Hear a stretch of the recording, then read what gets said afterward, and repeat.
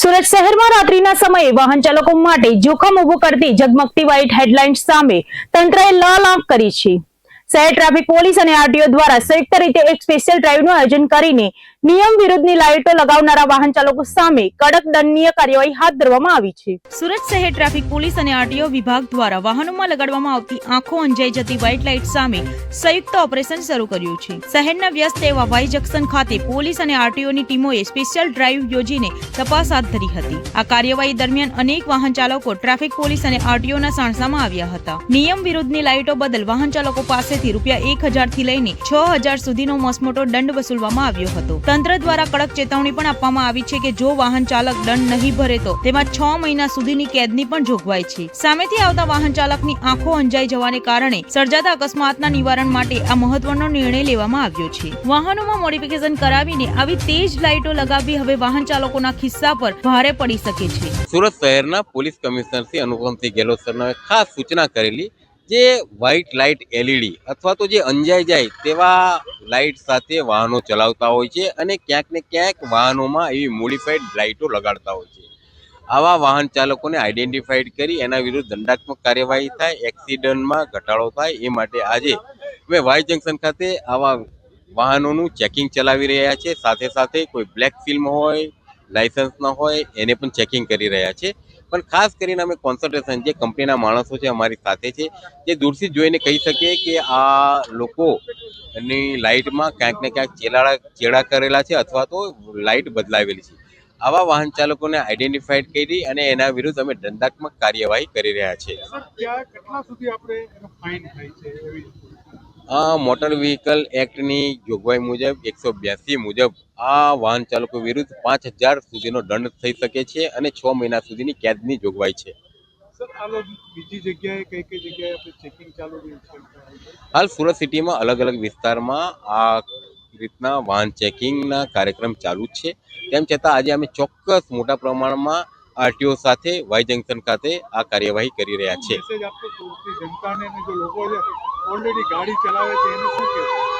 ખાસ સુરતની જનતાને ખાસ અપીલ છે કે જે લોકો આવી મોડિફાઈડ લાઇટ રાખતા હોય જેનાથી લોકોની આંખો અંજાઈ જતી હોય, ક્યાંક ને ક્યાંક એવી ગ્લેરિંગ વ્હાઇટ લાઇટથી નુકસાન થતું હોય તો મહેરબાની કરીને લોકોને અપીલ છે કે એક્સિડન્ટ ન થાય, કોઈ એવો ભયાનક અકસ્માત ન થાય એટલા માટે આવી વ્હાઇટ લાઇટ ન લગાડે અને બીજા જે વાહન ચાલકો છે એને પણ નુકસાન ન થાય એટલે મારી નમ્ર વિનંતી છે કે આવી વ્હાઇટ એલઈડી લાઇટ મહેરબાની કરીને આપની ગાડીમાં ન લગાડશો। સુરત ક્રાઇમ બ્રાન્ચે અમરોલી વિસ્તારમાં થયેલી લાખોની લૂંટના કેસમાં મોટી સફળતા મેળવી છે।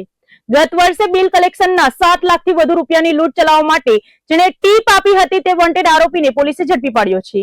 મિત્રનું દેવું ચૂકવવા માટે આ શખ્સે લૂંટનો આખો પ્લાન ઘડ્યો હોવાનો ચોંકાવનારો ખુલાસો સામે આવ્યો છે। પોલીસ કમિશનરના આદેશ અનુસાર ગંભીર ગુનામાં નાસ્તા ફરતા આરોપીને પકડવા માટે ક્રાઇમ બ્રાન્ચની આર્મ સ્ક્વોડ કાર્યરત હતી। આ દરમિયાન બાતમી મળી હતી કે ગત વર્ષે જુલાઈ મહિનામાં થયેલી 7,88,800 ની લૂંટની ઘટનામાં ટીપ આપનાર આરોપી ઉત્તરાયણના રંગોલી ચોકડી પાસે ઉભો છે। આ લૂંટની ઘટનામાં અમરોલીની અંજની ઇન્ડસ્ટ્રીયલ પાસેથી પસાર થતા ફરિયાદીની બેગ જૂટવી તેમને છરાના ઘા મારી ઈજા પહોંચાડી લૂંટ ચલાવવામાં આવી હતી। પકડાયેલા આરોપીની પૂછપરછમાં સામે આવ્યું છે કે તેને તારાપુર ખાતે ફોટો સ્ટુડિયો ચલાવતા તેના મિત્ર જયપાલસિંહ ઝાલા પાસેથી લગ્ન પ્રસંગના ફોટાના રૂપિયા બાકી રાખ્યા હતા। રૂપિયાની સગવડ ન હોવાથી તેને તેના મિત્રને સુરત બોલાવીને મની ટ્રાન્સફરની દુકાન બતાવી હતી અને લાખો રૂપિયા લઈને નીકળતા વ્યક્તિની ટીપ આપી હતી। આરોપીની ટીપના આધારે જયપાલસિંહ ઝાલા અને તેના હેલ્પર વિજય પરમારે રેકી કરીને લૂંટ ચલાવી હતી જેના બદલામાં ટીપ આપનારને ₹1 લાખ આપવામાં આવ્યા હતા। ક્રાઇમ બ્રાન્ચે આ વોન્ટેડ આરોપીને ઝડપી પાડીને જેલ હવાલે કરવાની તજવીજ હાથ ધરી છે। એક સામાન્ય ઉઘરાણીના પૈસા ચૂકવવા માટે ગુનાખોરીનો રસ્તો અપનાવવો આ શખ્સને હવે ભારે પડ્યો છે। સુરતના ટેક્સટાઇલ હબ ગણાતા સારોલી વિસ્તારમાં વધુ 1 કરોડોની ઠગાઈનો કિસ્સો પ્રકાશમાં આવ્યો છે। આશીર્વાદ ટેક્સટાઇલ માર્કેટના એક વેપારી પાસેથી ₹1 કરોડથી વધુનો કિંમતનો માલ પડાવી લઈને પેમેન્ટ ન ચૂકવી જાનથી મારી નાખવાની ધમકી આપતા ચકચાર મચી ગઈ છે। ભોગ બનનાર વેપારીએ હવે ન્યાય માટે પોલીસ કમિશનરના દ્વાર ખખડાવ્યા છે। સુરતના સારોલી સ્થિત આશીર્વાદ ટેક્સટાઇલ માર્કેટમાં વેપાર કરતા જય ગોહિલ સાથે ₹1.11 કરોડની છેતરપિંડી થઈ હોવાની ઘટના સામે આવી છે. આરોપી પ્રવીણ ઠુમ્મર અને મિતુલ બુધેલિયાએ ફરિયાદી પાસેથી ₹1.36 કિંમતનો ડાયમંડનો માલ ખરીદ્યો હતો. આ કુલ રકમમાંથી આરોપીઓએ માત્ર 25 લાખનો માલ પરત આપ્યો હતો, જ્યારે બાકી નીકળતા ₹1.11 ચૂકવવામાં ગલ્લા તલ્લા કરી રહ્યા હતા. વેપારી દ્વારા વારંવાર ઉઘરાણી કરવા છતાં આરોપીઓએ રૂપિયા આપ્યા નથી. ઉલટાનું ફરિયાદીને ધમકી આપવાનું શરૂ કર્યું હતું. આરોપીઓએ વેપારીને એવી ધમકી આપી હતી કે તારાથી થઈ તે કરી લે, પોલીસ કે હાઈકોર્ટ પણ અમારું કઈ બગાડી શકશે નહીં. આ ધમકીના રેકોર્ડિંગ અને પુરાવાઓ સાથે વેપારી જય ગોહિલે સુરત પોલીસ કમિશનરને લેખિત અરજી આપી ન્યાયની માંગ કરી છે. સુરતના વેપારીઓ સાથે થતી આવી કરોડોની ઠગાઈના કારણે ટેક્સટાઇલ માર્કેટમાં ભય અને અવિશ્વાસનું વાતાવરણ જોવા મળી રહ્યું છે. શું પોલીસ આ મામલે કડક કાર્યવાહી કરી આરોપીઓને જેલ ભેગા કરશે તે જોવાનું રહ્યું. બનાવ એવો બન્યો છે કે પ્રવીણભાઈ ઠુમ્મર તથા મિતુલભાઈ બુધેલિયા એમને અમારી પાસેથી 2024માં અને 25માં ₹1.36 માલ મંગાવેલો હતો.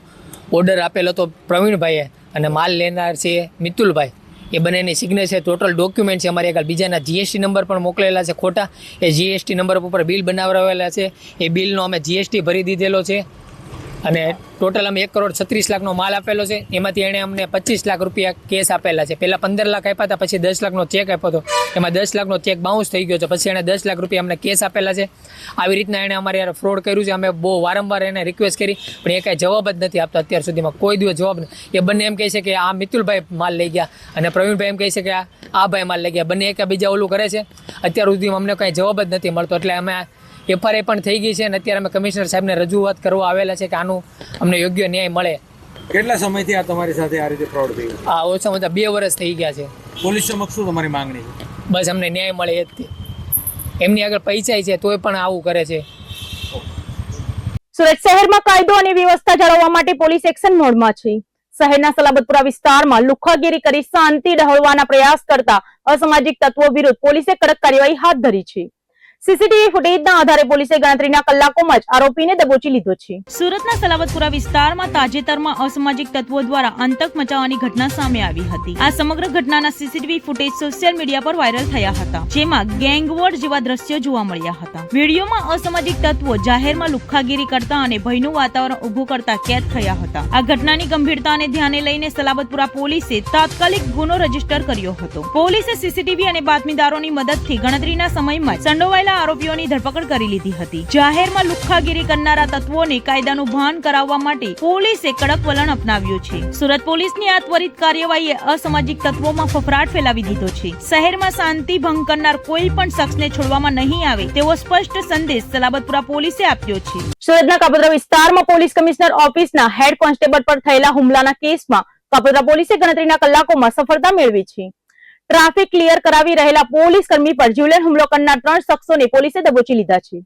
સુરત પોલીસ કમિશનરના પીએ તરીકે ફરજ બજાવતા હેડ કોન્સ્ટેબલ અક્ષય આહિર પર થયેલા હુમલા મામલે કાપોદ્રા પોલીસે 3 આરોપીઓની ધરપકડ કરી છે. પકડાયેલા આરોપીઓમાં કાર ચાલક દિવ્યેશ કસલા, મોહિત બાંભરોલિયા અને વિજય વઘાસિયાનો સમાવેશ થાય છે. ઘટનાની વિગત મુજબ head constable Akshay Ahir CP ઓફિસથી ઘરે પરત ફરી રહ્યા હતા, ત્યારે વરાછા રોડ પર ભારે ટ્રાફિક જામ સર્જાયો હતો. ટ્રાફિકને હળવો કરવા માટે અક્ષય આહિર પોતાના વાહનમાંથી નીચે ઉતરીને કામગીરી કરી રહ્યા હતા, ત્યારે આરોપીઓ સાથે ઉગ્ર માથાકૂટ થઈ હતી. આ દરમિયાન 2 આરોપીઓએ લક્ઝરી બસમાંથી ઉતરીને હેડ કોન્સ્ટેબલ પર હુમલો કર્યો હતો, જેમાં એક શખ્સે ગળું દબાવ્યું હતું અને બીજાએ પંચ વડે નાકમાં ભાગે ગંભીર ઇજાઓ પહોંચાડી હતી. આ હુમલામાં અક્ષય આહિરને નાકના ભાગે ફ્રેક્ચર જેવી ગંભીર ઇજાઓ પહોંચી છે. કાપોદ્રા પોલીસે સીસીટીવી અને બાતમીના આધારે 3 હુમલાખોરોની ધરપકડ કરી છે અને કાયદેસરની તપાસ હાથ ધરી છે. ફરજ પરના પોલીસ કર્મચારી પર હુમલો કરનાર તત્વો સામે કડક કાર્યવાહી કરીને પોલીસે દાખલો બેસાડ્યો છે. આરોપીઓની પૂછપરછમાં અન્ય કોઈ વિગતો સામે આવે છે કે નહીં તે જોવાનું રહ્યું.